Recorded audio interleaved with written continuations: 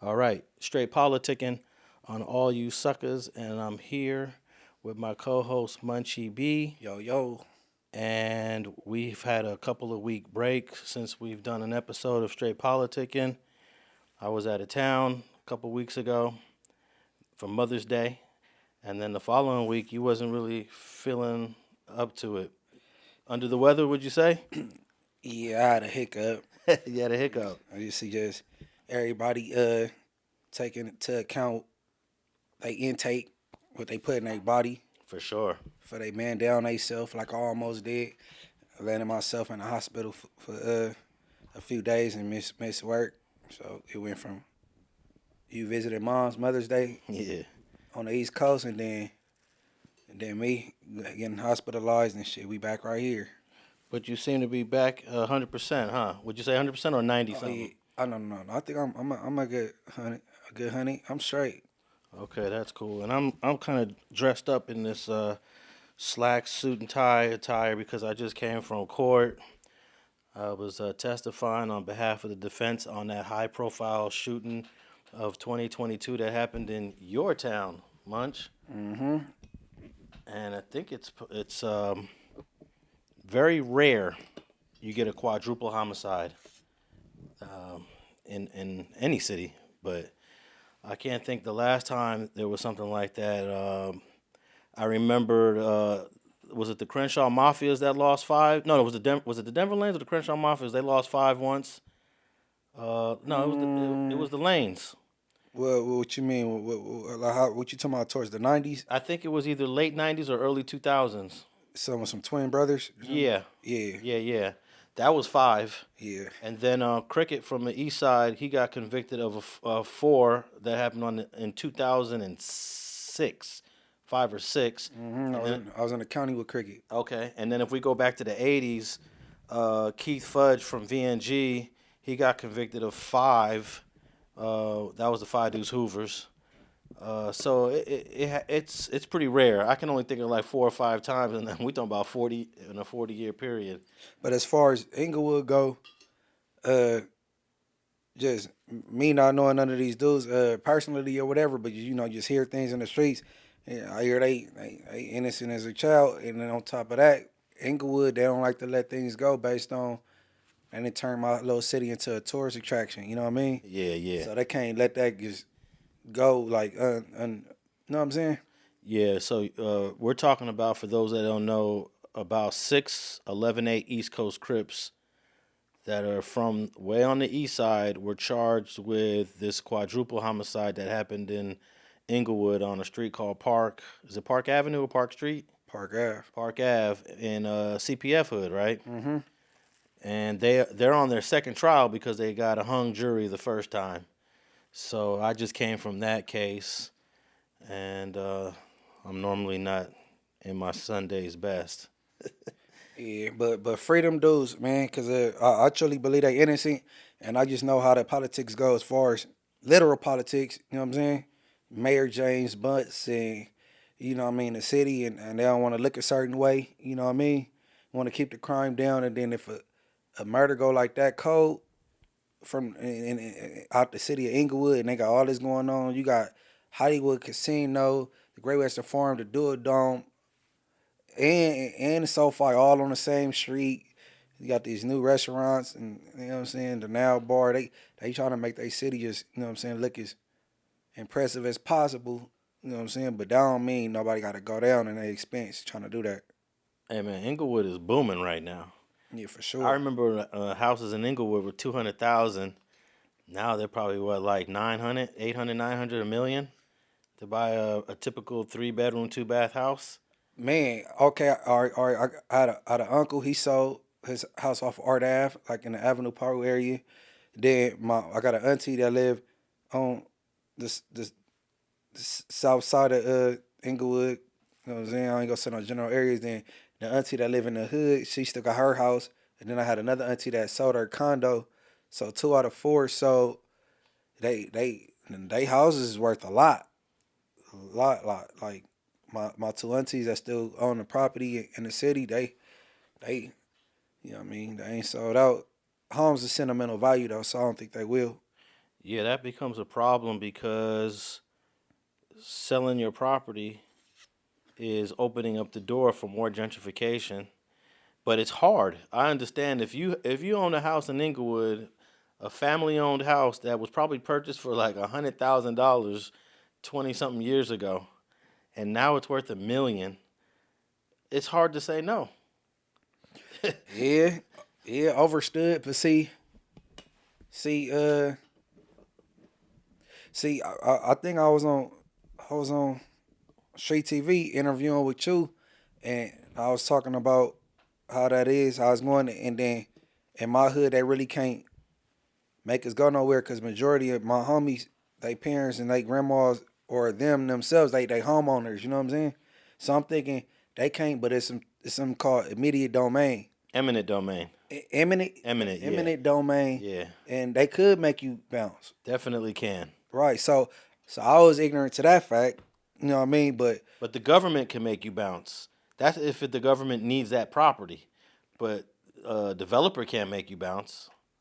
You know. But that if like for example when they built the 105 going through I believe it goes through parts of Inglewood, right? The 105 actually goes through Inglewood. Yep. They definitely by the IVCs and the Watergate. Yeah, on that side, they definitely use eminent domain to purchase those houses if they weren't going to sell them freely. Hey, long story short, the Inglewood families is safe. I mean, for the most part. You know what I'm saying? Like, like you got apartments like Crenshaw Mafia, the Legend Crips, NHP. I mean, something freaky could happen over there. With, you know what I'm saying? They get to trying to play boss man and make people move or whatever. But you know, shit. And then along Century, from Crenshaw to the east, going west down Century, all of those. I remember that was dirt. Those were dirt fields, dirt lots. The only thing over there was Costco. Right. And then they started building restaurants and stores. I was like, wow, they really. This was maybe '97 when they started developing Century. Yeah. See, when I was a kid, and I used to be at my auntie rest in peace house in the Bottoms, and my dad the street Lawrence was still up. Like, you know, Boys in the Hood, they showed the street Lawrence. You want to see a dead body? That street was still up. Woodworth was a through street. Now, ain't none of them streets going straight through the Century. I mean, yeah, straight through the Century. Like, so all of that is businesses now. It's the buffet right there, the Costco still right there, the oldest thing probably right there. Food for Less. Everything that's right there, all the little restaurants. I just left the AT&T right there. But that Costco that's there, actually what happened in '97 when they started to develop Century, they tore the Costco down and then rebuilt it in the same spot. And they pushed it back a little bit so they had all that parking. All that parking that you see now, that's the new Costco. Because that's the first, I believe that's the first Costco I ever shopped at. See, that's the OG Costco. Yeah, that's the first Costco. LA don't really have a Costco. They got a little small one in Hawthorne. Okay, yeah, that's Hawthorne though. I'm saying the city. I'm trying to think. Inglewood, not LA, man. You know, we got a little man complex. We don't like to call ourselves LA. Yeah, but the city of LA actually has no Walmart. There's not one single Walmart in the city of LA. It's a Sam's Club in Gardena though. And you know, Sam's Club and Costco kind of like the same. Yeah, I don't have a Sam's Club membership. Yeah. But yeah, they tore down the Costco. They rebuilt that whole Century. I remember they put that Red Lobster over there. In fact, one Chili's. time, the Chili's. I like In and out. Yeah, I was eating at the Red Lobster with the family one time, and we looked out the window, and I saw a bunch of Crenshaw mafias running across the street, and then they were being chased by IPD, and they took them all into custody in the parking lot, right in front of us while we eating dinner at Red Lobster. But yeah, man, it's hard to maintain the property. Are you aware that a lot of people that got pushed out of Venice, especially the Latinos, they got pushed out of Venice, they got gentrified out of Venice, and they moved to Inglewood? It's a whole bunch of Venice 13s families that live in Inglewood. In fact, a lot of the dudes that are still claiming Venice 13, they live in Inglewood. See, that's why, and I ran across something on the internet. Them Inglewood Legend Crips got some kind of connection with the Venice showlines from way back then. So I wonder if that have anything to do with anything. Maybe. I'm not really tapped in with where did the black folks go from that left Venice. Right. But I know a lot of Latinos that left Venice. They went to Inglewood when Inglewood was affordable though, because they got kicked out of Venice in the '90s. So Inglewood was the next closest thing, and shoot, no, they can't even go to Inglewood today. Yeah, man. Inglewood expensive, man. Look, man, expensive whooping. You feel me? Yeah, Look, man. Look. If he putting it on Crip, if he putting more on Crip than he is on his rent, come to Inglewood. Come. You know what I'm saying? Come mess with a baller blood. You feel me? hey, but T Money from Mansfield that we had on here, I believe he was our last guest. Shout out T Money. He's from the richest neighborhood in Los Angeles, meaning the families there, their average annual income, the property values, all of that stuff. When you combine all of that, their section of LA as a gang area is probably the richest area. Yeah.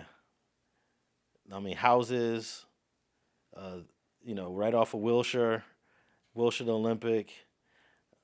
They got it all over there. Yeah, man.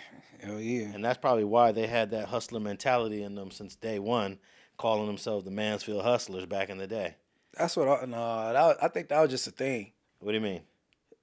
And I think at one point it was different waves. You had the neighborhood wave. Everybody had put neighborhood in front of their thing.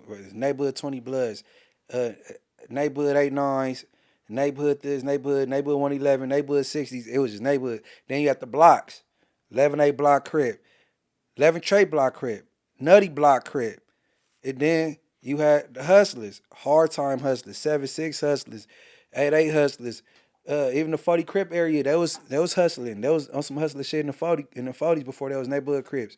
Like, I think it was just like different waves, the hustler waves, the block waves, the neighborhood waves. You know what I'm saying? Yeah, maybe. Yeah, there might be some truth to what you're saying there, because you don't got to be in a rich area to have the hustler mentality. You got hustlers on the east side in the trenches. Right. Yeah. They broke as hell. Yeah, Hustlers. talking about hustlers. Yeah, but that Blocc era, I believe that Blocc era actually starts with the 11/8s and the Blocc Crips on the west side on 113th. I think the Blocc Crips come first though. Which ones? 11 Trey Blocc Crips. Well, On the west side with Melvin Harvey. yeah, Hardy. Yeah, Melvin Hardy. Melvin Hardy started that in '73, but James Compton started the 11/8 blocks, and I'm not sure. Ooh, that's a good question. Who started first? I think the 11 Trey Blocks did. 11 Trey Block is they one of the first West Side hoods to sprout up. Yeah, they are. But James Compton was with Raymond Washington and them in 1969-70. I don't think it took him to 73 to start 11/8 Block. But we could ask him because he's on Facebook. James Compton on Facebook. I'm going to just ask him, wait, what year did you start 11/8 Block? Nah, that's going to be the fact check for next week. Yeah, hopefully he answers me. A lot of times he be ignoring my questions. He don't want to answer no questions. But yeah, James Compton is the founder of 11/8 Blocc Crip, which eventually became 11/8 East Coast. And 11A East Coast Blocc Crip. Yeah, Blocc Crip.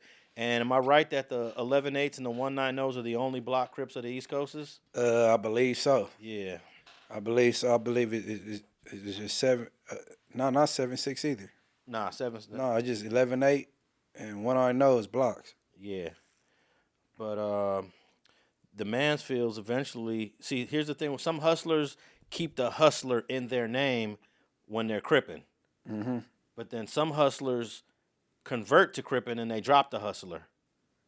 So it goes both ways. Like Buy Yourself Hustlers, they just kept the hustler in their name. They Buy Yourself Hustler Gangster Crip, which is too long to be saying. I don't be hearing them say hustlers no more. I think they dropped the hustler.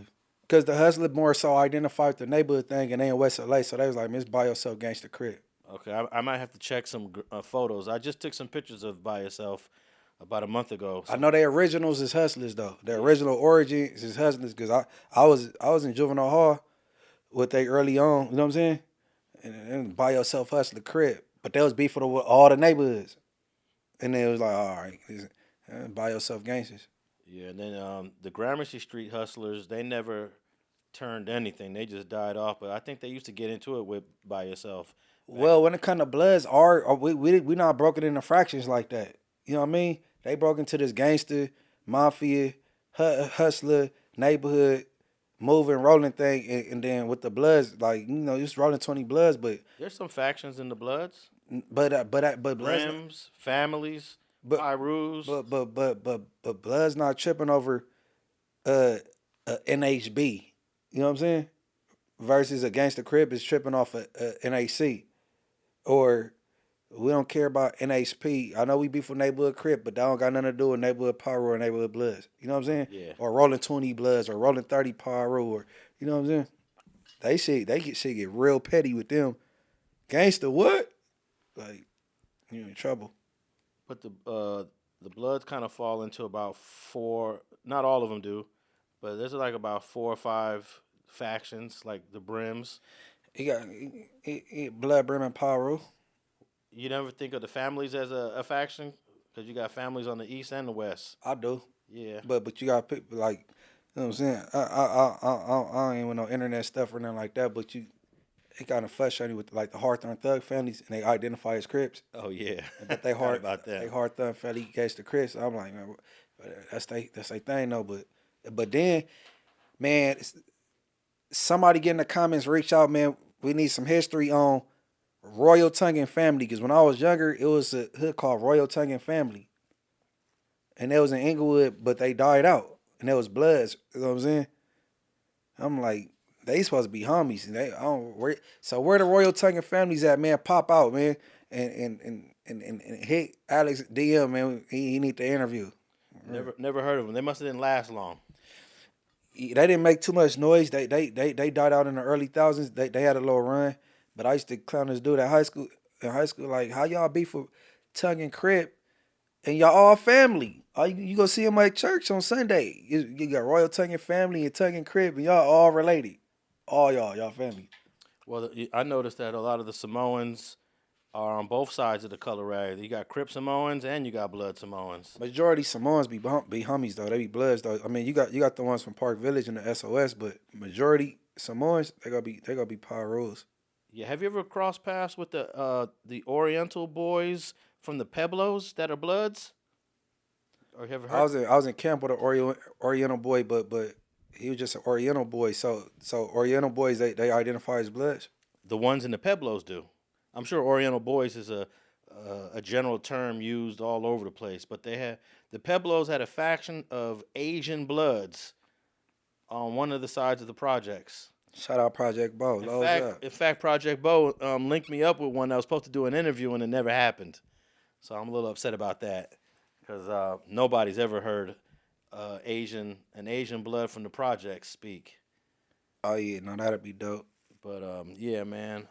Have you ever ran across any Armenian gang members? Yeah, I did. I met one. In the recent years, we both met, but I don't know if he wanted to be associated with a gang, so I ain't gonna say his name. And then I was in the county with about like 6 of them in one dorm, and I'm mad I can't remember none of their names but one, because they was all good people. The only one I can remember, it don't matter because he got life. We ain't gonna be able to kick it anyway. His name was Spider. He's from Armenian Pride. Spider, he's short Armenian dude. He was cool, but it was about like him and like 5 other AP Armenian Prides in there, and they was all cool though. I think the P is for power with the Armenian. They go pride, power. Okay. Yeah. All right. Well, I just saw this. LA got a lot of Armenians. And Glendale, North Hollywood, Burbank. Yep. And I think we've learned about Sylmore. We learned about them on the internet through one guy that was on No Jumper a lot, who's currently in prison. What was that guy's name? G-Face. G-Face. The fake G-Face. Yeah. But you don't really hear a lot about Armenians, but I saw this story that dropped just recently about 13 Armenian organized crime members. Not necessarily, they're not saying that they're from AAP, but Armenians are a big part of Los Angeles. I went to Hollywood High for 2 years, and that's when I really got to know Armenians. I played football with them. I was there in every classroom. You got Armenians, and then the Kardashians. They're Armenian, at least on their father's side. They're not pure They're not 100% Armenian. So they got Armenian power, and they got this shit called Riverdale, I think. Riverdale. What's that? Riverdale. That's another Armenian gang. Riverdale, and they got Armenian power. Okay, well this just dropped in the Valley. You mentioned the Valley, Sun Valley to be specific, and this is a Fed case. A federal bus ended with the arrest of 13 suspects linked to an Armenian organized crime ring. Their hefty charges include attempted murder, kidnapping, illegal firearm possession, bank and wire fraud, and more than $80 million in cargo theft. And that $80 million in cargo theft is basically just jacking the Amazon trucks whenever they see them. But unfortunately for them, the feds were watching. And I'm telling y'all people that are listening to Straight Politicking, the feds are watching everything, y'all. They don't need me to say that. They're watching everything. And obviously they was watching these 13 guys. Armed with search warrants, investigators with the Department of Homeland Security, with help of local police departments, raided a Sun Valley home and other locations across Southern California and Florida early this week. According to U.S. Attorney, 13 members of an Armenian organized crime syndicate were arrested in the operation. They netted $83 million in merchandise from online retailer Amazon as part of a cargo theft ring run by members of the syndicate. They were taken into custody. Law enforcement reportedly seized $100,000 in cash, 3 armored vehicles, 14 firearms, and with this type of evidence, it seems like these guys are going down for a minute. Hey, everything seems so beefed up in the beginning. Yeah. Then later on, it don't be as bad though. So hopefully, this the case where it ain't as bad. You know what I'm saying? Yeah, we'll find out. This is a brand new case. Homeland Security, the same people who was all over Diddy, were all over this Armenian crime syndicate. And they're not really giving this crime syndicate a name. It might not even have a name. It might be something like the Big U Enterprise. Right. You know, that's not an official. Big U didn't have no official group. That's the name the feds put on it. So perhaps the feds just came up with something here. But they arrested. And here's how you know someone's Armenian. Is every last name ends the same way in Armenian names. So you got Robert Amurian from Hollywood. You got Vahan Harutanian. You got Levan Arakalian. And you got Ivan Boyarquez. That's a Latino last name. They threw him in there. But if you notice, all the Armenian names end in IAN or YAN. Every Armenian name that I've ever seen ends in IAN or YAN. Freedom those for real.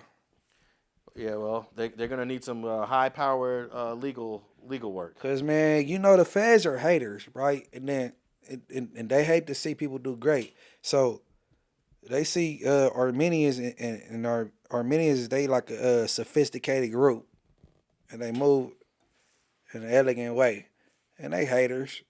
So hopefully this just beefed up, like you know what I'm saying. Yeah, oftentimes these indictments are beefed up in the beginning, and then as the case follows its trek through the criminal justice system, the charges get a little bit lighter. But I got a clip here from local LA news. Can we play clip number 1, please? Dozens suspected members of an Armenian organized crime ring have been arrested. The LA Division of Homeland Security posting these photos to X of the early morning raid on a home in Sun Valley. They, along with local law enforcement, nabbed the men suspected of attempted murder, kidnapping, illegal firearm possession, bank and wire fraud, and stealing more than $83 million worth of Amazon goods. Authorities say the men would pose as truck drivers and steal the cargo before it got to the warehouses. Law enforcement reportedly seized $100,000 in cash, 3 armored vehicles, and 14 firearms.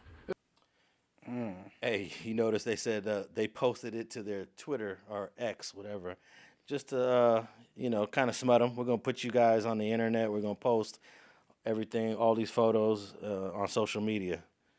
Yeah, you know how they do. They try to taint the jury pool before they even pick them. Yeah, man, I was just thinking about that. Like, that should be against the law. I was just about to say that there should be some sort of rules of decency when people are getting arrested, because we're all innocent until proven guilty. But once you start posting and putting these things on the internet, it kind of does taint it. But I noticed in a lot of the articles, at the end of the article, it'll always say, all suspects are presumed innocent until proven guilty. Although this article I was just reading from does not say that. But I would be pissed if they got to posting on social media information about me getting arrested. Yeah, so if we innocent into proven guilty, then let us fight this from home. Oh, you talking about bail? Let's fight from home. like how it ain't the other way around. If we gotta sit there under duress and distress and then, you know what I'm saying, eventually find out, oh, okay, you're innocent now, go home, bye. Yeah, wait. Well, once you got a certain level of charges, they're not gonna let you go home. Like, for example, Lil Durk. There's no way Lil Durk getting bail for a murder for hire charge. There's just no way. Well, hey, I don't know who his attorney is, but I hope his attorney links up with a great defense gang expert that could help and aid him. You know what I'm saying? Because I mean, where we come from, murder for hire, who get paid to slide for their dead homie? That's a freebie. You get invisible stripes for that. So that's stupid. So I hope whoever send us to Durk attorney, whoever Durk attorney is, man, I hope you get with a great defense gang expert that could, you know what I'm saying, cover them bases. You know what I'm saying? Because murder is no in your world. Murder for hire is really doesn't make sense, right? Makes zero sense. Yeah, makes zero sense. In Chicago, they gang bang at a high level, just like people in Southern California do. And hey bro, I'll give you some money to go smoke the homie that smoked the homie. What? Nah, nigga, we all hurting. So why would somebody have to pay me to go slide for our friend? Don't make no sense. So man, free Durk. You know what I'm saying? Who else locked up? Free Durk. You got Big U. Man, free Big U. You got free Diddy. Brick Baby. Free Brick. Not the trick, but free Brick. You feel me? And you can't forget about your favorite. Who is that? Fake Luce Cannon. Termaine Ashley Williams. Well, the only reason why I wouldn't say free that man because I believe he might be a potential cooperator. You know what I'm saying? So if you go home the way you go get home, I guess. You know what I'm saying? You don't need my prayers. So but everybody else up against it, man, shit, man. Keep y'all head high and shit. Free y'all. Hey, speaking of Lil Durk's lawyer, I sent him an email after Lil Durk went on when he got tricked on the academics platform. I guess it was initially Charisse's platform. Okay. And then she tapped in with academics and kind of made a three-way call. I sent Lil Durk's attorney an email letting him know how risky that is for your client. You do not want no one wants their client making phone calls on the internet ever. There's never an excuse for a defendant to be on a telephone call on the internet. Okay, all right. So you had the fake Luce Cannon and Brick Baby both housed on the 5th floor. Allegedly, they got into it. However they got into it, and they moved the fake Luce Cannon and his celly, you know what I'm saying, to the 9th floor. Or is it the 8th? 8th or 9th? The 8th is for women in the hole, so it had to be the 9th. All right, then, so they moved him in his celly to the 9th floor.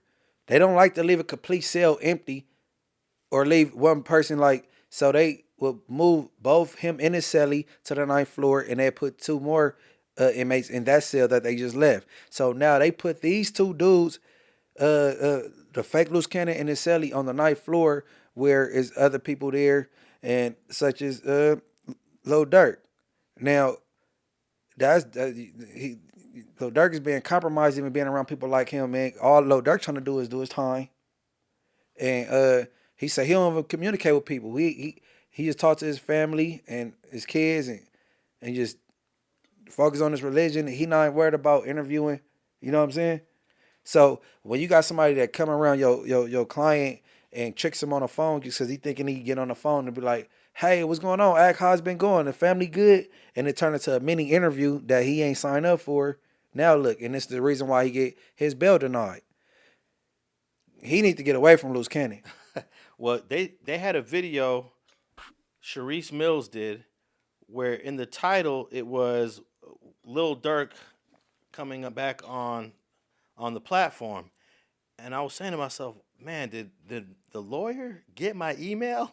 Like I was. So then I'm tapped into this live where they're trying to get Lil Durk supposed to be on the show, and he never comes on the show. So I was like, okay, they're messing with us. Charisse and them are starting to play games now. Chocolate chip water. That is not nice. Yeah. Or mature of you, young lady. Come on, man. Lil Durk never got on the phone call again. And I was sitting there saying to myself, is Lil Durk this dumb to get back on their channel? Oh, man. Absolutely not. He's not getting on nobody's channel. Yeah. He's not worried about that. So I think we saw, I don't know if they're going to still put his name in the title. And that could be problematic too. Like, you know, like we were talking about jury tampering and tainting the jury. Jurors might just read titles. Lil Durk doing interviews on YouTube. Not even look into it. Yeah, not really, do the research. And they still kept the title. And here's the thing. Lil Durk never came on the show, but they kept his name in the title of the video. So. Okay, the attorney of Lil Durk, man, please get a restraining order against the Charisse Mills lady. To where she can't put your client name in titles, reach out to him, no way. Physically, over the phone, electronically, and put that in place, bro, because you got to protect his peace and help, man, make sure he get back to the streets, bro, because people they playing games with his name. Absolutely. I was going to read the email, but I can't find it because I'm just appalled that a defendant would just get on the phone, and you said he was tricked into it. I didn't know that. I did not know that at all. I thought he just was willing to do whatever they was asking him to do at that time. Okay, like for instance, Alex don't do many any interviews, right? So I'm like, hey Alex, so and so want to holler at you. Oh, yeah, pass the phone. He on the phone like, yeah, man, everything good, and then you just hear a voice chime in. So, did this case bring you closer to your family? He like, huh? Yeah. Did what you going to bring closer to your family? So what you mean? I'm a family man. Okay. Like, he getting tricked into an interview. He looking like, who is this broad on the phone? Maybe it's his assistant or something. Like, man, free Durk, man. Everything free Durk, man. All right, I found the email. I'm going to share this email because I care about defendants. I care about clients that are fighting cases. I mean, he's not my client, but I care about, the process and making sure the process is done fairly. And it's kind of hard to have the process be done fairly when you're on the phone giving the government evidence, basically. You're giving the government ammunition to use against you. So I sent the attorney this email, and I wrote, please inform your client to completely stay away from defendant Termaine Williams, a.k.a. Luce Cannon. He is in custody on an unrelated RICO case, but his co-defendants may have links to the victims in your client's case. If your client and Williams become close to each other, Williams might become a cooperating witness against your client to save himself. Now keep in mind, I said might. Might means maybe he will, maybe he won't. I believe he is a plant deliberately positioned to elicit information on your client. That's my opinion. Since your client is not from Los Angeles, he might feel a bit intimidated into sharing information that he should never in all caps. Williams is the worst kind of con artist and can never be trusted. Best regards, Alex Alonso. And my name Big Munchie B, and I endorse this message. Sure. Yeah. So it must be weird, though, to be from Illinois, to be an out-of-towner, and you're in the Los Angeles MDC with a whole bunch of LA dudes, and you're the odd man out. But you're a celebrity, though. You're a famous rapper. Right. You would think that some of these LA guys might be trying to take a little bit of advantage of them. Yeah, but when you got the brotherhood, man, when you got the Muslims in there deep. You know what I'm saying? They putting them up on game. You know what I'm saying? Yeah, and that goes to a earlier point you said on a previous episode that sometimes going religious when you're in custody is what was the term you used? Let me see if I remember the term you used. That's a dishonorable discharge. You know, going out religiously only because the heat is on. Right, right. So being a Muslim will save you a whole lot sometimes. You know what I'm saying? And they ain't gonna let nobody touch their brother type, get up and yeah, and that be considered a dishonorable discharge sometimes when it comes to this gang life. Unless you left honorably and you just, man, I'm taking my shahada, I'm cool, brother. Like, you know what I'm saying? Don't get scared into that. But, you know. I remember when the OG from the jungles, from Black Peastone, he ain't from the jungle, he's from the city. T. Rogers, he went to prison for the first time, like at the age of 60, something crazy. He had never been to prison before, and he got on a yard with a whole bunch of Bloods, and some of those guys called me up and said, T. Rogers went the Muslim route. He didn't go on the yard with the Bloods. He went the Muslim route, and hey, I respect it. He's 60 years old, right? He don't have to go that route. And rest in peace to T. Rogers. He's not with us, but I worked on his case back in. Hey man, T. Rogers, what? T. Rogers even coming in the City CR system at 60. Yeah. T. Rogers is B team royalty. Oh, you for know sure. What I'm saying? Yeah, for sure. Like he would have been straight left or right. So like, but I don't know, man. No, I had a couple of younger dudes calling me up like, man, how come T. Rogers on here kicking it with us over here? He over there with the Muslims. Like they were a little disappointed. I can understand why they'd be a little disappointed. Yeah. You know what I mean? Yeah. But I ain't have no problem with it because of his age. You know, he really wasn't banging. He kind of got entrapped into that indictment by a female that was wearing a wire, a camera, and a microphone. And all he did was a favor by, you need a gun?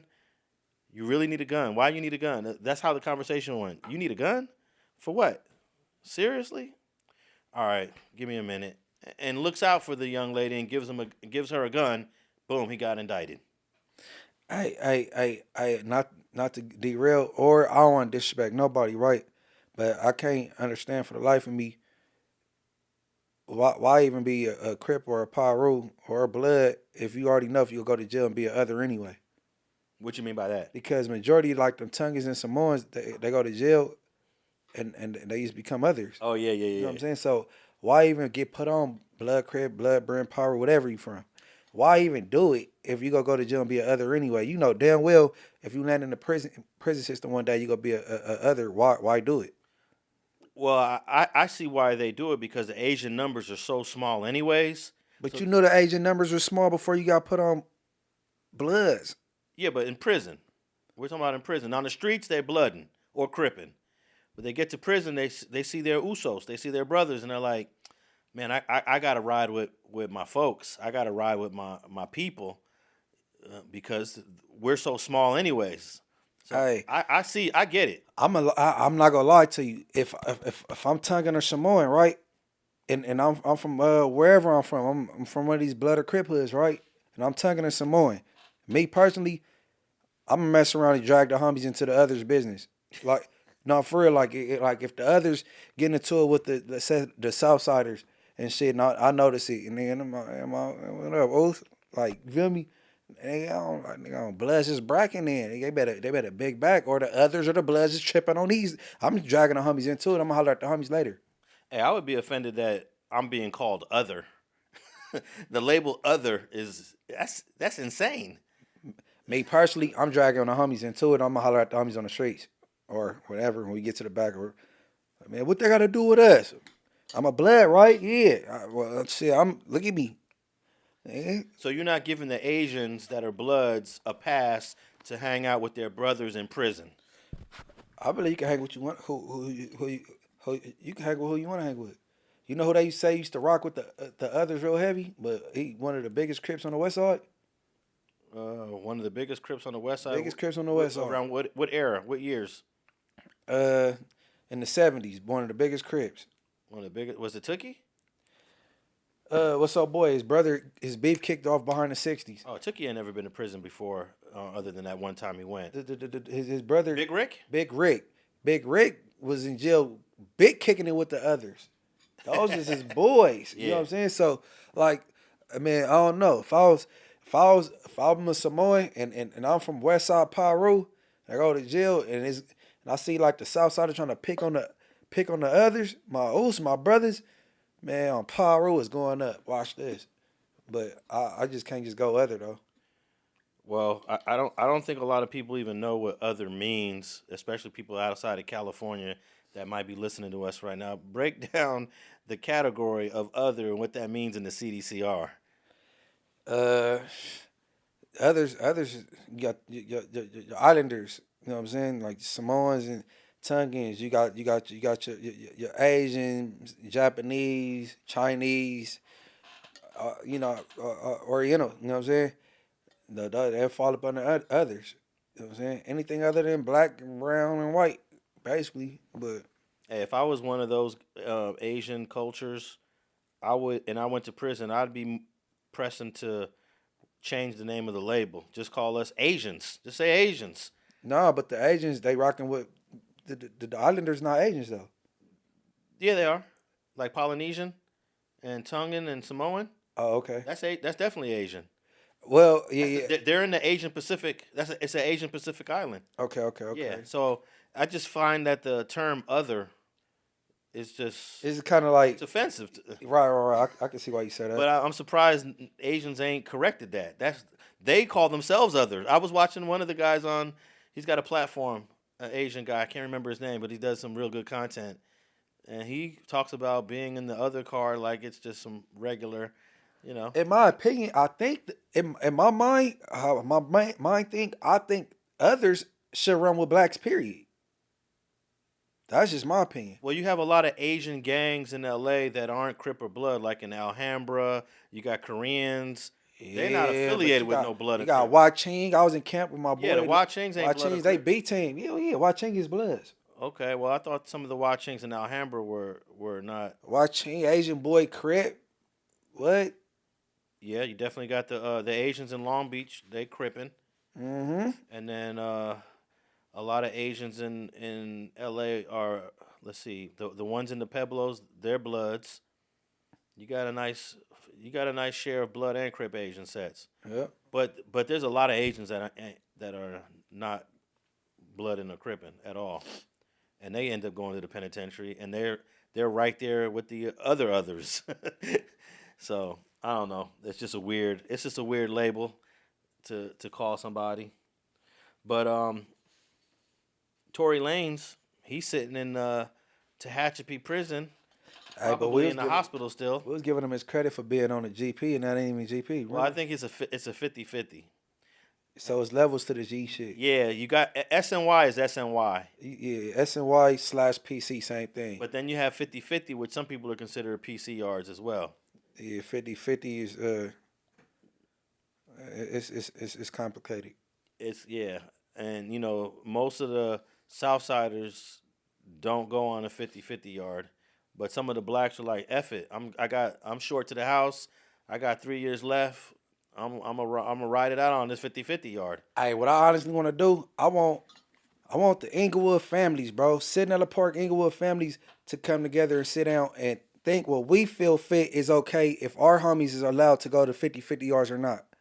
Because in a way, it ain't fair that somebody come with 16 will have, but you want them to get off on the police or get off on an inmate and catch some more time and up their level and have a longer stay. Like they do to the Southsiders. like you know what I'm saying? Because it ain't like they did no bust or shit to be there. They got sent there. You know what I'm saying? They didn't tell on nobody. So, but then again, I think if you boisterous and you talk too much and you parole from a 50-50 yard, now you got to shut the fuck up. Because, like, but if my homies, Inglewood, Sidnella Park families, Inglewood, if we came to agreement as, or I don't care what nobody else doing, if we say it's okay, then it's okay, then that's what I would like. Man, I remember when Tehachapi was it was a real general population prison, all the yards. You know that like if you went to Tehachapi, that was you was going. It was some real shit going down at Tehachapi. To find out now that it's all 50-50 in SNY, it's insane. Tehachapi was like the first Pelican before Pelican Bay. It was Tehachapi, but shoot, things be changing. Like every year they redefine these yards. Was you asking me about Lancaster? I think DNB the only good yards. Yeah. Lancaster has a level 4 that's good and a level 3 that's good. So it's DNB. Yeah, and I was just on the phone with somebody on the level 4. I don't know. Do you know which one is the 4 and the 3? I think the 4 is D. Yeah. So Tehachapi is I guess not quote unquote a good yard if that stuff is important to you. I don't really if a brother's is trying to come home and he's got a good name, I ain't tripping. Oh, we already as the Blacks, the Bloods and Crips already made that like established that, cause you know like they to let you out they want you to come down a couple levels. You know what I'm saying? Yeah. Before you come before the board, they want to see that you reformed or whatever. But that don't apply to armies that have been down 20 plus and got an L and they trying to come from up under it. It don't apply to them. You know what I'm saying? There are ways to make it from the 4 to the 3 to the 2 and stay general population the whole way. That is possible, but it seems like it's not easy for everyone. Yeah. I guess the prison sometimes say, hey, we're going to send you to this 50-50 yard and your points are going to come down and you'll be able to go to board in 2 years. What are you going to say? You've been in there for 15, 20. Come home, bro. Yeah. Come home. And I think the South Sider politics, the Latino politics, is just a little too strict on this. Man, I see that's what I'm conflicted with that shit. If you a fresh 18 and you got 2 years with 85, you about to go to the pen, bro. Don't take your young ass to no 50-50 yard, bro. Yeah. I'm not with that, bro. Hell no. You YG active, TYG active, or whatever generation. Nah, that ain't what we doing. Nah. Well, one of the most famous rappers in America is pushing for Tory Lanez to be pardoned by Governor Gavin Newsom after this recent prison attack. A lot of people are now saying we want Tory Lanez to come home because he was stabbed 14 times. Famous rapper. Drake. Okay, yes, his fellow Canadian. Yep. Drake has shared a petition. They put out a petition on one of the websites to sign, and Drake has now shared that petition asking California's governor to pardon fellow Canadian rapper Tory Lanez, who was attacked in prison. Come home soon, Drake wrote on his Instagram story with a link to the petition. That must have got a whole lot more signatures on it with a Drake co-sign to that. Free Tory, man. For real. Black man got hurt behind that gate and could be potentially innocent. So I think the governor may or may not prefer to release him than release some funds, because then when they do a habeas corpus and they got to pay for them days you was wrongly incarcerated, and that's a lot of money. Yeah, but I don't think they have enough evidence in their appeal to change the conviction. I could be wrong, but even if they do have some evidence in the appeal, all they'll do is retry the case. That's usually they'll say there was an error in the trial. The prosecutor should never have been allowed to show the tattoo of the AK-47 on the chest, the similar tattoo that Tupac had, because I felt that was a little over the top. Did they highlight that enough that Tupac had that tattoo? How monumental Tupac is? Yeah. Come on, man. That was one part of the prosecution's case that I felt was unnecessary to highlight. This gun tattoo that Tory Lanez has in the exact same spot that Tupac has. It's obviously in honoring Tupac. It ain't to say that I like to use AK-47s. So that definitely left a message to the jury that was, I feel, misleading. So that's like the only issue I had with the trial. Maybe I have to check my notes, but that's one that stands out to me, is showing that gun tattoo. for the purposes that they did. You know, they're trying to show that he likes guns, he shoots guns. Boom, he's got a gun tattoo. That gun tattoo had nothing to do with the literal use of guns. It was a Tupac, honoring Tupac tattoo. That's all it was. Right. You know, and you can get a case overturned on a simple error like that if you have your appellate attorneys understanding what that. You know, some appellate attorneys might not even know that's the same tattoo that Tupac had. That's why Daystar, aka Tory Lanez, has to work closely with his lawyers on all the important points to bring up in his appeal. And I feel like that's the strongest one he has out of all the ones that they got. Man. But in terms of him, so if he come home, right? Yeah. Could he sue Megan? For what? What you mean for what? How many years he been down so far? Since December 2022, 3, 4, 5, going on 3. He been gone for going on 3 years. He was married and divorced. Who's to say this didn't have nothing to do with him being divorced? And on top of that, he's been injured since he been in there. He got stabbed 14 times. He's been attacked. And he wasn't supposed to be in there at this time anyway. He was wrongly convicted and you didn't lie. You went on Gil show and you lied about all your sex partners. And you come back like you did. Could she be sued? Nah, absolutely not.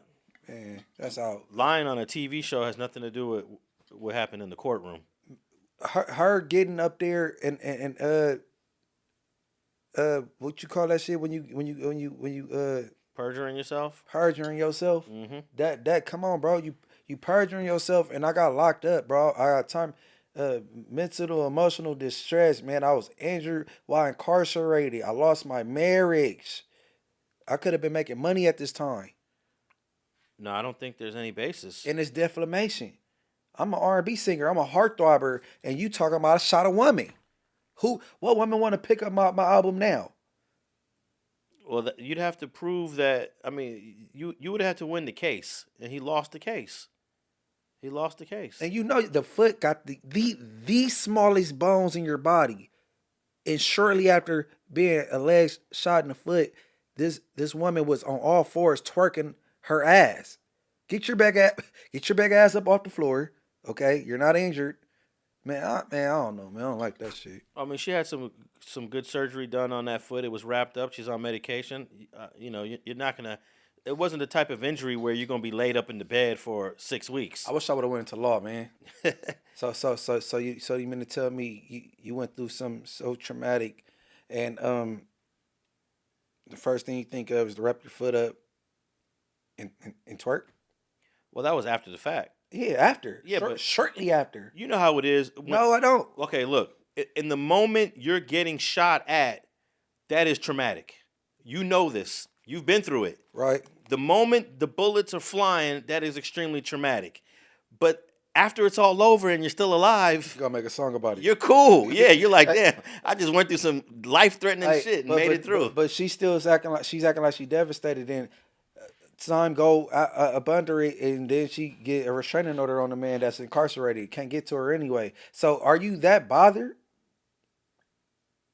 Well, we got to put her up on the stand, okay, and call me to Scary Banks residing in defense of whatever bro name is. Come on, I got this. All right. Well, they had a press conference after the stabbing. This is Tory Lanez people with Unite the People is a nonprofit organization that's working with Tory Lanez. They did a press conference. They had a whole bunch of speakers, but one particular speaker named Walter Robbins had a few things to say in this clip 2. Let's play clip 2 for us. It is our intention to make a request to the governor to either pardon or commute the sentence of Mr. Peterson, so that when he recovers from this attack, he's not returned to a jail cell, but that he's allowed to go home and recover. Not long ago, Unite the People was approached by a gentleman named Bradley James. Mr. James informed us he was working as the bodyguard and driver for Miss Kelsy Harris during Mr. Peterson's trial. As such, he was in close proximity and he had privy to conversations she was having with her husband and others. Mr. James informed us he was not under a non-disclosure agreement or a confidentiality agreement and was free to speak with Unite the People. and that he was doing it because his conscience would not let him not speak and leave a man in prison for something he did not do. Mr. James informed Unite the People that he was witness to the conversation Ms. Harris had, where she stated she had the gun, she fired it 3 times, Mr. Peterson grabbed her arm and knocked it down, and the gun fired 2 more times. In essence, Mr. Peterson never shot anybody, never even touched that gun, never fired the gun. This statement aligns with the statement of the only non-party witness to the case, Mr. Sean Kelly, who at trial testified he saw 2 women fighting, 2 men break up the fight, 1 man grabbed the other one's arm. Gunshots came from the passenger side. The passenger side is where Ms. Harris was sitting. This further iterates that Mr. Peterson did not shoot Miss Pete, did not shoot at Miss Pete, or did not assault Miss Pete. There you go. Hey man, it's bad business, bro. Because I think we related, bro. Because that last name not common. That last name Pete. Oh, you talking? Oh yeah, Pete. Yeah, Pete. That's on my dad's mom's side of the family. Like Pete, and they all from Memphis. You know what I'm saying? They're from the South and shit. But yeah, but man, I mean, I'm consistent in what I've been saying. I've been saying the girl, Kelsey, she did what she did. I've been nervous and shit. Walk your big ass around the side of this car. You know, Megan got basketball size. You know what I'm saying? Oh yeah, she's tall and heavy. Yeah, but you know, nobody want to see Kelsey go to jail either. But don't nobody need to be in jail that don't belong there. Well, the Kelsey theory was thrown around in court during the trial, and it just didn't stick. The defense team did everything they could do to try to make the jury believe that Kelsey was the shooter or was the partial shooter. And one thing that this gentleman, Mr. Robbins, failed to say is that, yeah, Sean Kelly did say the girls were fighting, but there was a part where Sean Kelly says, and then I looked and I saw the little guy with the gun bussing. So I think that sealed the deal. The jury was convinced. But let's play the audio of the actual shooting. It was 5 shots. You heard Mr. Robbins say that there was 3, the gun was fired 3 times by Kelsey, and then he believes Torey grabbed the gun and it was fired 2 more times. We got clip 3. Grabbed their arm or grabbed the gun? Grabbed something. Okay. Grabbed something. Okay. To where they both were struggling. Okay. And in the trial, the defense team was trying to make it seem as Kelsey was shooting, Torey was intervening to stop her from shooting, and in the process of that, 2 more shots were fired. All right, let's play clip 3, which is the audio of the shooting. You're listening to Street TV.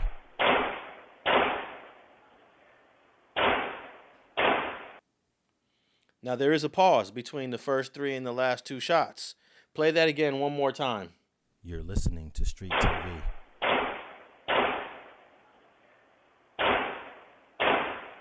Now, I will say in court, after we heard that, most of us believe that that's one shooter. That pause is not long enough for the exchange, for the intervention, for something to have happened to cause the 2 more additional shots that would have happened during a struggle that they're claiming.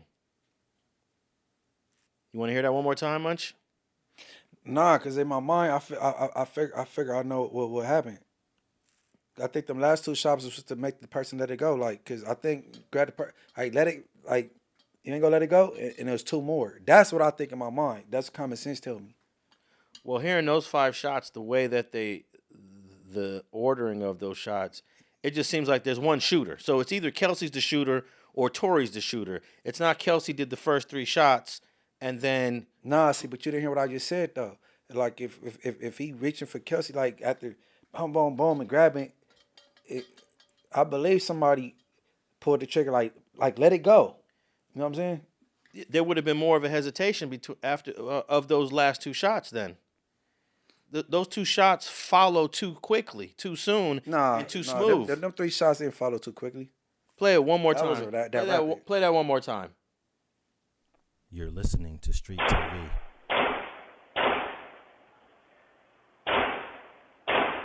That wasn't that rapid. But it wasn't. Yeah, them 3 shots and them last 2 wasn't that rapid. But the gap between the third shot and the fourth shot, to me, doesn't seem wide enough for all these other things to have happened. What other things they claiming other than some shots? Okay, well, they're claiming that the defense is claiming that Torey grabbed Kelsy Harris or grabbed the gun, and those 2 shots happened after, yeah, Right. or during the tussle. During the struggle. Yeah, during the struggle. It doesn't sound like there's a struggle at all. It just sounds like smooth bussing. I don't know. It sound feasible to me. Okay. And then, there was a witness that saw all of this named Jaquon Smith. He never testified. He chose not to testify. He came to court on the last day, and we were like, "Oh wow, the driver's here. He's seen it all. He had a front row seat to the whole thing," and then chose not to testify. So, Cause some people don't want that snitch jacket. You know what I'm saying? He didn't want to have to tell the truth. Oh man, shit. Forget him. Tory didn't even want to tell the truth. That call from the station is not no admission. That was being feeling guilty because you slanging dick, bro. You messing with Kelsey, and then you tiptoeing with this bra right here. nah, when I listened to that call, though, he's making references to a singular incident. He was like, "I drank so much, they were giving me shots." He's referring to something that happened that day, not to the past where I'm having sex with both you guys and I shouldn't have. Yeah, he was talking about with the what's the sister name? The Kardashian sister? That sister was Chloe. not Chloe. They deep over there. It's the one with the other last name too. They got 2 with different last names. We know what we talking Damn, about. I can't remember her name. Yeah, but her, I mean, she probably got attitude. Like, for one, you already in this little, you talking about leaving, we leaving you with this broad. And then we come back, we come get you, we get in the car. Now I'm finding out, like, you hitting my best friend, Megan. And then you heard Kelsey say, "Oh, you did this to me again, girl." So Megan been taking her little dudes down. Like, she all in her feelings. You know what I mean? But, man, listen. That wasn't no admission. And I think that was a wide enough gap.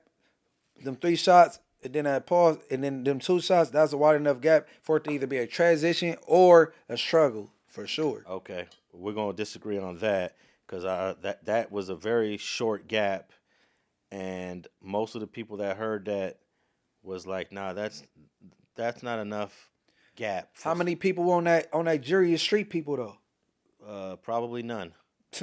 And that's another thing the lawyer should have pointed out. They have no experience in this world to even know that. But none of the defendants claim to be street people either, though.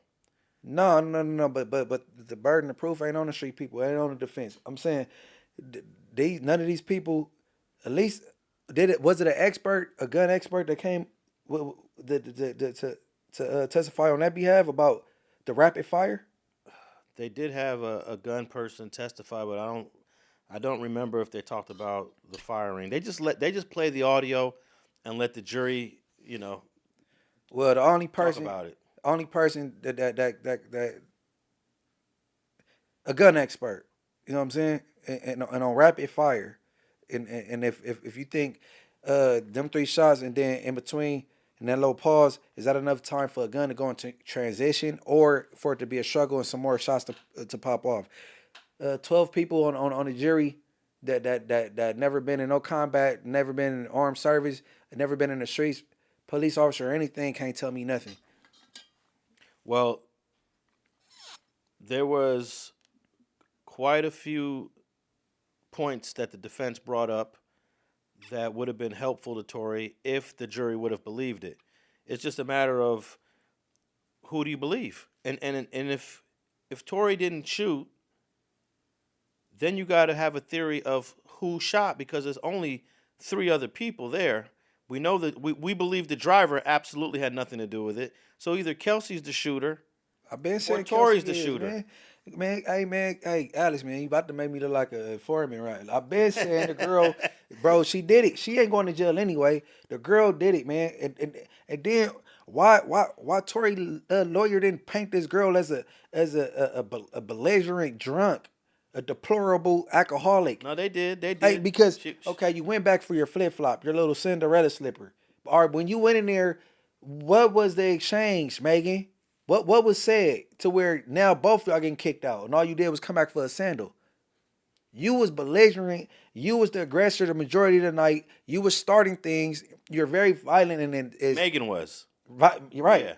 But that's you're buying into the theory that the prosecution has, that Tory was so pissed at her attitude and her mouth and her argumentative nature that he was willing to fire some guns shots at her. The woman was very aggressive that night, and then she walked up on the wrong cute young lady, and she wasn't about to play that. Hold on, back up, pat.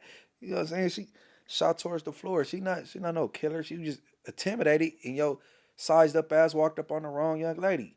I'm telling you, I believe Tory all the way through and through, and it ain't a gender thing either. Well, Tory been lying about this all. First, he said she never got shot by anybody. But as you supposed to say some shit like that. Yeah, but that's you're now this is the victim, and now you're lying on the victim. You're supposed to say nothing. To me, as a person, she's still my friend. No matter what, even if she doesn't look at me like that, I look at her like she's still my friend. Tory Lanez is breaking his silence after an alleged shooting with Megan Thee Stallion. The rapper went on Instagram Live and opened up about the incident. When this whole debacle, or whatever you call it, came about, the whole time it's like she knows what happened, I know what happened, and we know that what you're saying and what the alleged things and the alleged accusations of my name is are not true. It's falsified information, it's false information, and it's not accurate information. I don't ever want to come off like I'm here to bash this girl, or I'm here to talk down about this girl, or ever be at a place where like I'm disrespecting her, because to me as a person, she's still my friend. No matter what, even if she doesn't look at me like that, I look at her like she's still my friend. Megan apparently was not here for the friendship comment, and she responded via Twitter. This genuinely crazy. Sherry, do you think it's a possibility that they could get back to a friendship after this? Absolutely not. I mean, she done already said he crazy. Okay. And I'm not trying to dog men, but that's just like a man to be so deluded. Well, you shot the girl in her feet, and and I'm not getting on you, Chewy, because you're not deluded at all. But you shoot somebody in the foot, and you still go, but we still friends. This is not Cardi B getting back together with Offset because they arguing all the time. You shot your girl in the feet. Right. So, Portia, could you be friends with somebody that shot you, girl? I don't give a damn what it seemed like. If your bullet from your gun reach my skin, we are enemies for life, okay? Now, he should be glad that she's even been protecting him thus far, because I would have immediately told the police, he did it, there he is right there, the little one over there hopping out the back of the car. It was him. You shouldn't say nothing. You shouldn't start going on the internet talking about nobody got shot. He thought Megan was going to stick to the lie that she didn't, she stepped on some glass, but it was clear that you don't step on glass. If you got ankle injuries, if you step on glass, the injuries are going to be on the bottom of your foot, not on the side. Right. So eventually she stopped telling the lie and just said, he fired a weapon. And then if Kelsey is the shooter, at this time, Kelsey and Megan are not even getting along anymore. So after that night. Yeah, after that night. So why wouldn't, if Kelsey shot Megan would have just said, Kelsey shot me. Nah, she feeling guilty because she didn't F this woman, man. Wait. This wouldn't even be going on if I didn't get drunk and then we went back. Now we then got Tory kicked out. He get in a car with us and Tory then blasted it down. Well, you said all that. You tell her that I'm spanking you down too? And then that's when Kelsey say, you done did it to me again. Megan's feeling bad, bro. You done hit your best friend's. I don't think Megan don't care about none of that stuff. She got no shame in her sexuality and who she's having sex with. She done had no shame. Why she lying about all her sex partners? Why more got to come out on his own? Why the baby had to blast it like, man, I hit you right after that. Ain't nothing wrong with your ankle. Well, she denied having sex with Tory because it was a bad look. But what about the dude in the NBA? Look. The baby hit her right after the incident. Well, she doesn't seem to have any, I would say, shyness about being sexually free. To my significant other out there, there's no excuse to not want to have sex, bro. I want to hear I'm tired, I'm not in the mood, because Megan, she gets shot, and she's at it like 2 days later. So I don't want to hear it. Well, I don't know if it was 2 days. Man, she was at it. She was twerking and but the doctor did a good job on her foot and had it all wrapped up nice and tight. She did have on. And now Alex shouting out the doctor, man. Come on. The doctor came in there, testified. It was, I would say, it was injury that falls under the category of GBI, great bodily injury. Mm-hmm. You know, it penetrated the skin, it caused bleeding. And it could have went real bad for Tory if the bullets went somewhere else. Yeah, I had an attempted murder drop down to GBI. Yeah, so I think she would have threw Kelsey under the bus because she didn't care about Kelsey anymore. Nah, she felt guilty at the same time. Like, I'll at least owe you this. I don't think that girl is capable of feeling guilty over stuff like this. She seems to be a very selfish, me type of person. I don't even think she is capable of. And so that basically what you're saying is she's deliberately gonna railroad somebody that had nothing to do with it. Mm-hmm. I don't think Megan is. I don't think she's capable of that. She ain't capable of railroading somebody? I don't think she's capable of sending a person that was 100% innocent to prison knowingly and willingly. But the person that actually I believe she blaming some of the reason why this even taking place behind him. She blaming him, but not for the right reasons. Just because people be in their feelings, bro. It's a woman thing, bro. Well, he's got his appeal. His appeal is in. They're just waiting for the response. And we'll see if he gets any action at a retrial. And maybe he'll get the enhancement taken down because he got 6 years plus 4. That's another thing that in that press conference, they talked about the enhancement. And I agree on that, too. That 4-year enhancement, I understand that's California law, but just sentence him to the crime that he was convicted of. You know, just give him the 6 years. He'd be out real soon if he only had the 6 years. But with that 4-year enhancement, he's not getting out till 2029. In fact, he might be. Let me see. If he got the 6 years with 66%, he'd be getting out real soon. He might even would have gotten out this year if he would have stayed married. But that enhancement has got him in there for the additional years. So yeah, I'm not too fond of that 4-year enhancement. So hey man, free Tory, dog.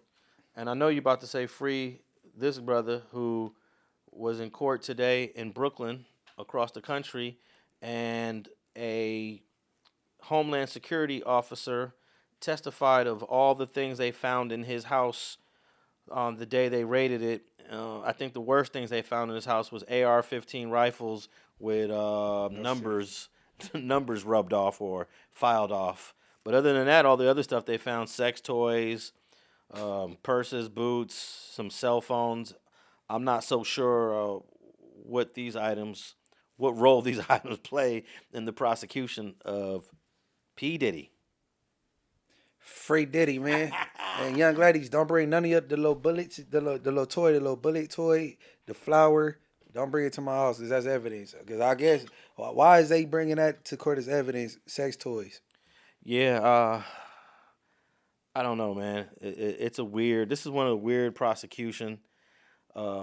What is that? They evidence ain't even real evidence. Baby oil is not evidence, bro. Sex toys is not evidence. That gun is evidence. Okay. Whatever y'all got on these videotapes may be evidence. No, they did have a prostitute, or what they called them. A male worker, a sex worker? Yeah, a male sex guy, whatever you want to call him, who came and testified about having sex with Cassie. And then there's some evidence that some of the sex that Cassie was having on Diddy's behalf was not consensual. So that right there is part of what the feds filed, is forced sex. But you think that should like X that off the fact that they got text messages that she reached out requesting freak offs? I think that sometimes when you're an abuser, I mean, we see this right now with, let's say, Gigi, for example. Gigi, who was married to Tremaine. She was being abused by this dude a lot, but then at the same time, she's helping him.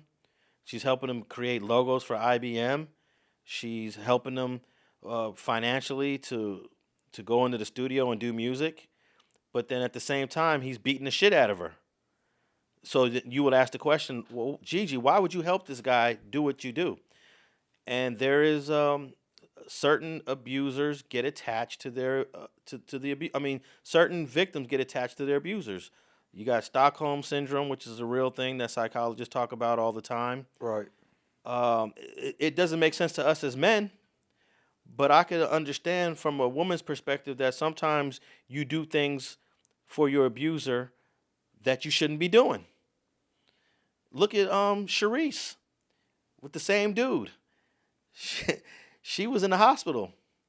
Well, I tend to disagree with the Charisse Mills and fake Luce Cannon thing. I think Charisse Mills is the abuser. Oh, because sometimes a woman will put their hands on you. I think she's the abuser, and I think not so much when it comes this go around with the fake Luce Cannon, because we seen on camera that the woman that put hands on him before. Oh yeah, she didn't smack him upside the head in the middle of an interview. Okay, yeah. Listen, I miss you, baby. Shout out to all my hoes. What baby? Oh shit! Don't play with me. You talking about Black China? Nah, no.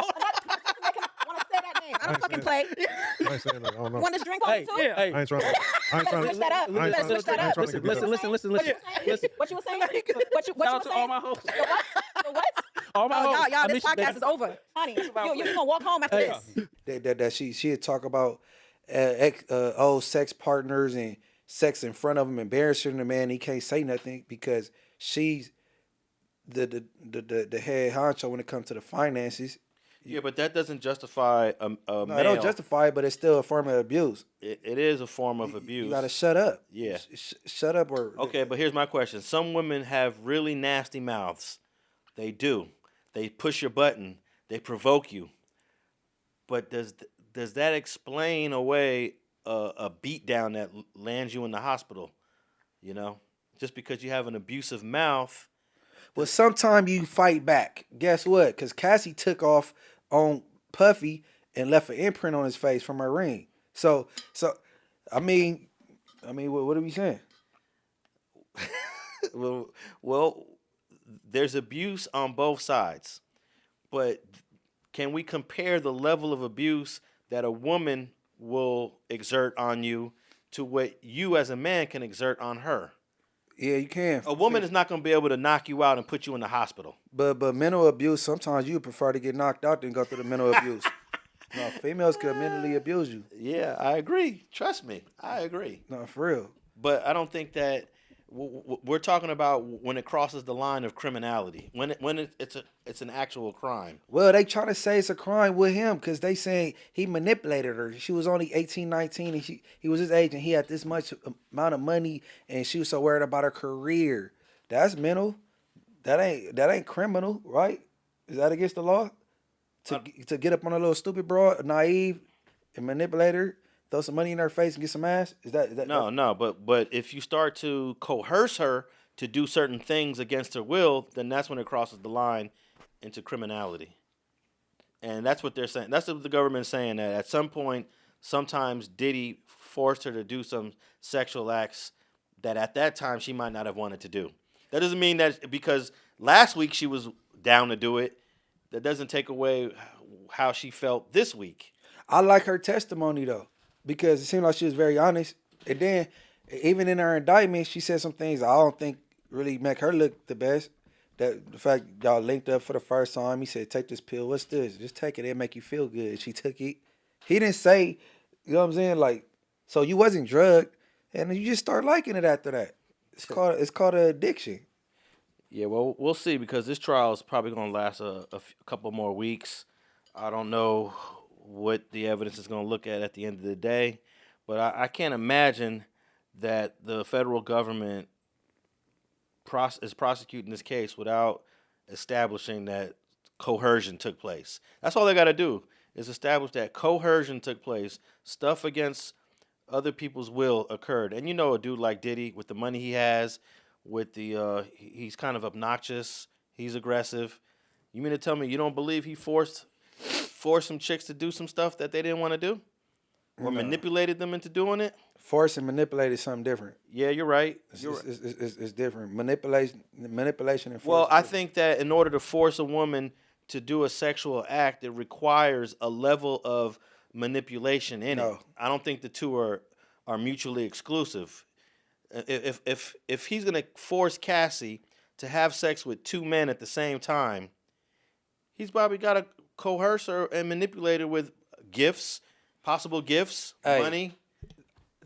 This is an example of manipulation. Damn, so you ain't gonna give me no threesome? Well, I really don't want to. All right, forget it. It's good. You don't got to. I'm just gonna go to my mom's for tonight. And you know damn well the freak live down the street from your mom's. All right, I do it. Just because she don't want him to have sex with nobody else. Mm-hmm. That's manipulation. Force, grab by her neck, get over here. Shut up. Put your mouth right here. That's force. Or even, I'm going to beat your ass. You better get in there and get naked. That's force. Manipulation and force is two different things. Okay, but we're talking about also to coerce somebody. Does coercion require physical force every time? I'm not sure, because the jury's going to get read some instructions on the definitions of these terms. Coercion is definitely illegal. But does coercion require physical? At what point do coercion become illegal? Well, coercion just means you're forcing someone to do something that they don't want to do. Like OJ. OJ, if you looked at the video of OJ in Vegas when he got arrested for trying to steal his stuff back, he was forcing these guys to do stuff against their will. He didn't beat nobody up. He didn't slap anyone. He didn't pistol whip anyone. I don't even think he was armed. So coercion is what you saying, another word for instructing? Coercion is sort of like instructing somebody to do something. Having them do something against their will. Having someone to do something that they don't really want to do. Well, I'm suing my mama, man. She had me washing dishes all them years. Hey, but being coerced to wash dishes is not illegal. But being coerced to have sex with a male prostitute that you flew in, then you're crossing the line. So, yeah. Man, but how could you be getting coercion when you picking this? Oh, I got this female on the computer looking at the size of the private part she want to deal with and the complexion of the man. You in heaven. Yeah, I'm not buying that, man. But you're talking about free Diddy. You're talking about one incident where the government is talking about like 9 years. You know, they're going over multiple years. But I don't know. I do think it looks a little weak. But I believe so. But here's the thing. Unfortunately, because this is a federal case, we don't get to see the testimony. We don't get to see the witnesses. We don't get to see their demeanor when they're on the stand. So it's kind of hard to judge how powerful each witness is. But I could tell you this. I was listening to Neek at Night, one of my colleagues in this YouTube space. She flew to Brooklyn. She talked about the Danity Kane chick that testified. She was in the court, and she said that Danity Kane chick did not come off credible. Which is one of Diddy's groups, and one of the girls from Danity Kane is saying basically Diddy's a bad guy. Right. But she said that girl did not come off credible, and that's what you need to be able to see to judge a case, to be in there watching the witnesses, or at least watching the video of it, but unfortunately the feds, they don't allow that, so we're going off of like hearsay and third-party information. And actually, let's play this final clip, clip number 4, of a reporter named Elizabeth Milner. I've been checking out Elizabeth Milner from Law and Crime. She's a sister, and I think she does a great job at trying to let us know what's going on in court. Play clip 4.